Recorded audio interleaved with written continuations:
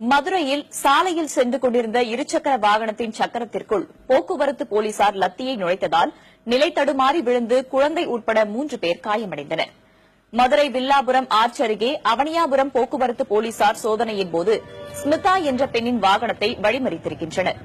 வாகனத்தை ஓரமாக நிறுத்துவதற்குள் ஸ்மிதாவின் இருசக்கர வாகன சக்கரத்தில் போலீசார் லத்தியை நுழைத்ததாக தெரிகிறது. இதில் வாகனம் நிலை தடுமாறியதில் குழந்தை உட்பட 3 சாலையில் விழுந்தனர்.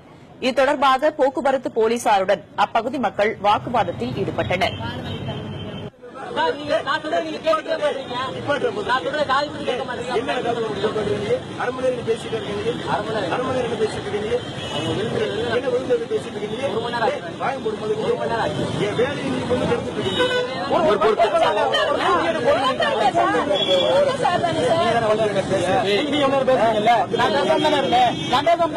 குழந்தை மூஞ்சியாவது பாருங்க சார். கொஞ்சம் மனசாச்சு அந்த குழந்தை மூஞ்சியாவது பாருங்க சார்.